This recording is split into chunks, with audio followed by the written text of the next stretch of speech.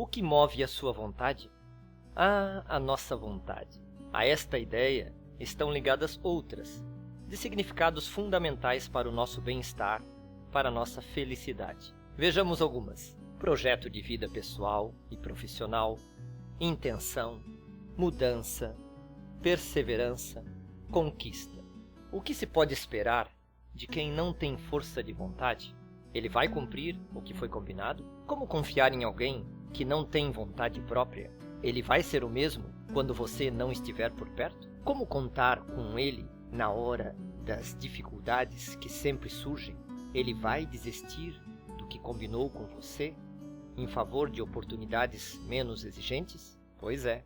Por estes questionamentos, nós percebemos que vontade não é simplesmente um tema a ser estudado, mas algo ligado à sobrevivência humana, desde a sobrevivência de um náufrago até a de um estudante que precisa passar de ano, sem esquecer daquele que não quer deixar que o seu namoro acabe, até aquele que constata que se não fizer alguma coisa, vai ver mais um ano de vida se passar e não dar em nada. E o mais curioso é que, mesmo tendo essa importância toda, nenhuma disciplina na escola ou na universidade trata deste tema, do tema da vontade.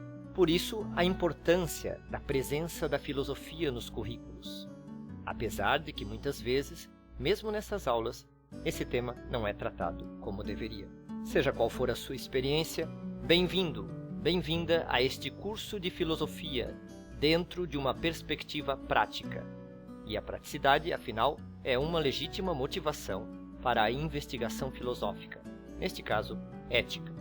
Vamos então compor um quadro, através de perguntas e respostas sobre o tema. A primeira pergunta é: como a nossa vontade pode ser movida? Resposta: de fora para dentro e de dentro para fora. Quando é movida de fora para dentro, é chamada de obrigação. E quando é movida de dentro para fora, é chamada de dever. Quando agimos por obrigação, não agimos por conta própria. É a vontade dos outros que está imperando sobre nós, nos forçando a fazer alguma coisa. Nestes momentos, raciocinamos algo do tipo: se eu não fizer isso, vou perder aquilo. Ou, se eu quiser aquilo, então tenho que fazer isso. Esse é o famoso raciocínio ou silogismo condicional, que usa o se então. Veremos mais especificamente este raciocínio quando estudarmos a unidade de lógica.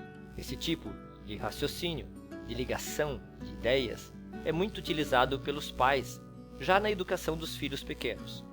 O condicional: se não fizer isso, não ganha aquilo, ou só ganha aquilo se fizer isso, vai sendo tão usado que cria um problema para esses mesmos pais, pois o resultado são filhos que viram o jogo e aprendem a exigir brindes por um comportamento correto, que deveria ser gratuito, como o se alimentar bem, obedecer, ajudar em casa, estudar bastante ou dormir adequadamente.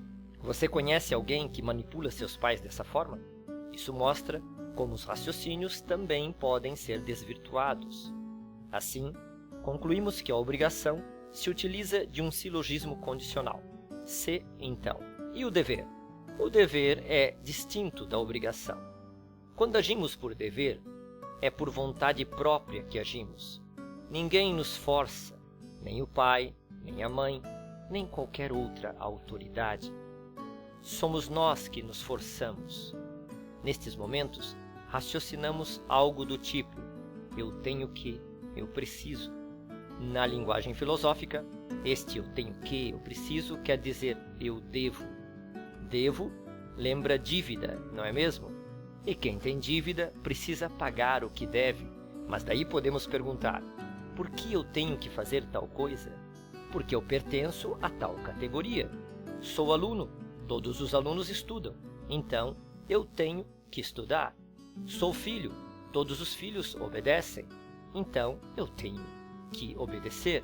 Ao pertencer a uma categoria, devo me comportar como todos os elementos daquela categoria se comportam. É uma questão de pertença. E aí está a dívida. Essa ideia está implícita em outro tipo de raciocínio, o famoso silogismo categórico, que estudaremos também na unidade de lógica.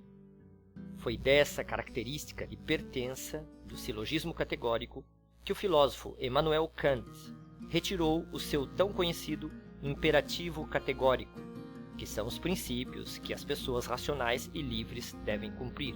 Porém, do filósofo Immanuel Kant, basta sabermos, por enquanto, que ele se referia a essas duas formas de ação como ação conforme o dever e ação por dever. Entendeu? Ele chamava a ação por obrigação de ação conforme o dever. Nós, em nossos estudos, com todo o respeito ao filósofo Kant, utilizaremos o termo obrigação para não causar confusão. Mas a ideia de conforme o dever estará sempre implícita quando falarmos de obrigação. Uma obrigação é algo que está conforme, de acordo com o que devemos fazer. Pois bem, vamos à segunda pergunta. Quais as consequências quando não cumprimos cada uma dessas ações? Quando não cumprimos uma obrigação, sofremos uma punição, um castigo ou uma sanção. É lógico, pois quem está impondo sua vontade sobre nós estabelece também a condição. Faz isso, senão vai apanhar, vai ficar em casa, vai pagar uma multa. Viu o raciocínio condicional de novo aqui? E o dever? O que ocorre quando não cumprimos o dever? Sofremos algo? Sim, sofremos. Um desagradável sentimento de culpa. Ficamos de consciência pesada. Poxa vida, por que eu não estou estudando? Por que eu estou tratando assim quem eu mais gosto? Eu tenho que mudar. É o raciocínio categórico. Não tem história. Eu sou filho, eu tenho que mudar. Eu gosto tanto dessa pessoa, eu tenho que tratá-la melhor. Por isso, esse raciocínio é chamado assim: a pertença a algo categorizante. Classificatório implica um certo comportamento. Elemento e conjunto, entende? A terceira pergunta é: com qual disposição interior agimos num e noutro caso? Resposta: quando fazemos algo com má disposição, isso mostra que o que fazemos é uma obrigação para nós. Quando fazemos com boa disposição, mostramos que aquilo é um dever para nós. Alguém pode perguntar: mas eu não posso fazer a minha obrigação de lavar a louça de boa vontade? Sim, pode.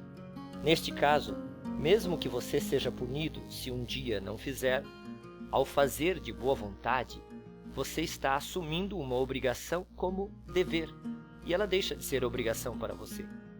Aliás, esse é um dos grandes segredos de uma vida sem estresse. Assumir que você deve fazer por conta própria, sem ninguém mandar, aquilo que é sua obrigação. Para isso, é preciso ter o que o filósofo Aristóteles chama de docilidade, que é o contrário de rebeldia. Quem tem docilidade domina a sua rebeldia. Ter docilidade é afirmar o certo, que é expresso através da autoridade de alguém. Ter rebeldia é afirmar o ressentimento, a mágoa de fatos passados. Você tem docilidade ou rebeldia? Quarta pergunta: e se ninguém estiver olhando, como nos comportamos em cada um dos casos? Se não há fiscalização naquele serviço que fazemos por obrigação, nós tapeamos. Sim, nós fazemos sem os detalhes, por cima, pela metade, enrolamos. Fazemos o serviço matado. E quando não é um serviço, mas um comportamento que só estamos cumprindo por obrigação, como não fazer bagunça na escola porque a mãe vai cortar coisas, ou não ficar se engraçando para as outras meninas porque a namorada vai brigar, aí nós enganamos. Se estivermos sozinhos, longe da pessoa que nos impôs a regra e pode nos punir, nós colocamos para fora a nossa não aceitação daquela imposição. Então, traímos a mãe, a namorada, quem quer que seja. O problema é que a nossa vida vai se tornando uma grande mentira. Causamos sofrimento aos nossos familiares e àqueles que vão ficando íntimos de nós, e nós amamos essas pessoas, e causamos sofrimento desnecessário a elas. Quando iremos nos consertar? Quando iremos crescer? Sinto muito, mas nunca. Se você não souber lidar com a sua vontade, daqui a 10 ou 20 anos, a sua vida será o mesmo fracasso. Você será a mesma pessoa de duas caras que é agora. A mesma mentira que só você sabe que é, que vai causando cada vez mais sofrimento e decepção àqueles que você ama e que amam você. Isso serve particularmente para os homens, pois segundo uma pesquisa comparativa sobre os sexos, grande parte dos representantes masculinos, adolescentes, jovens e adultos, estão ferrando a sociedade. Desistem dos trabalhos que iniciam, não sustentam os relacionamentos e fogem da realidade para a ilusão dos games, da bebida, dos eletrônicos em geral e da pornografia. Isso não significa que não haja também as fugas típicas das mulheres. Então, qual é o seu caso? A notícia boa é que você pode se tornar uma pessoa forte e verdadeira para o seu próprio bem. Mas, para deixar de se fazer de forte sendo fraco e mentiroso, precisa entender profundamente os mecanismos da vontade. Esse curso pode ajudar muito nisso. Continuemos a nossa investigação. E se não houver fiscalização no dever, como nos comportamos? Se estamos fazendo algo por dever e não tem ninguém olhando, nos comportamos da mesma forma que se estivéssemos sozinhos. No dever, não nos comportamos para os outros, mas para nós mesmos, para o nosso futuro. Por isso, não precisamos de aplausos, de reconhecimento imediato, de fazer bonito para alguém. Sabemos que os aplausos e o reconhecimento virão naturalmente com o tempo. Quinta pergunta. Se antes perguntamos sobre a disposição interior, boa ou má, agora queremos saber sobre a motivação interior em cada um dos casos. Resposta.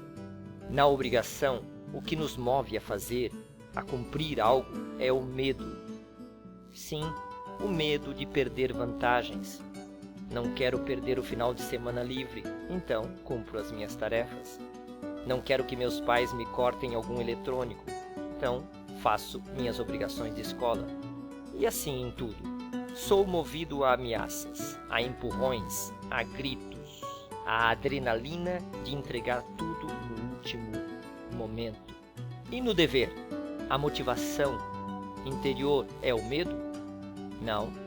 A motivação interior do dever é a empatia, o se colocar no lugar do outro, para sentir como o outro se sente.